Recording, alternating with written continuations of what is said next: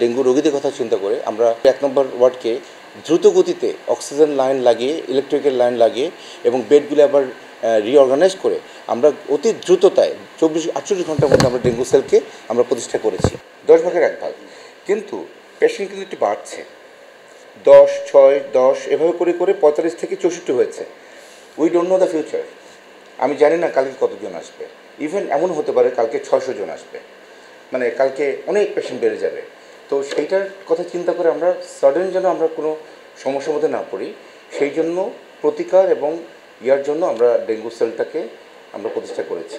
এই যে মশাগুলি, এগুলি আগে আমরা ভাবতাম যে মনসন, প্রি মনসন বা মনসনে, তা না। কিন্তু এখন আমরা ডিসেম্বরে পাচ্ছি, আমরা জানুয়ারিতে পাচ্ছি, ফেব্রুয়ারিতে পাচ্ছি, মার্চে পাচ্ছি। আগে আমাদের যেমন ছিল যে জুলাই থেকে আমরা অ্যালার্ট হতাম, মে মাসে আমরা একটা মিটিং করতাম, জুন মাসে একটু গা নাড়াচড়া করতাম, জুলাই মাসে আমরা ট্রেনিং করতাম, অগাস্টে গিয়ে ফুল ফ্লেজে আমরা ডেঙ্গু সেল করতাম। তারপরে টানা নভেম্বরের মানে অক্টোবরের শেষ পর্যন্ত আমরা করতাম। নভেম্বর থেকে আমরা একটু ফ্রি হতাম।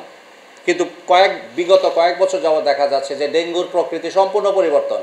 এটা শীতকালেও পাচ্ছে, বৃষ্টি হলেও পাচ্ছে, না হলেও পাচ্ছে। এইটা এর মধ্যে 2023 সালে ছিল সর্বোচ্চ, বাংলাদেশের ইতিহাসে সর্বোচ্চ সংখ্যক ডেঙ্গু রোগী। কিন্তু 2024 সালে আমরা যে ডেঙ্গুগুলি রোগীগুলি পাচ্ছি সংখ্যায় কম, কিন্তু তীব্রতার দিকে ভেরি সিভিয়ার।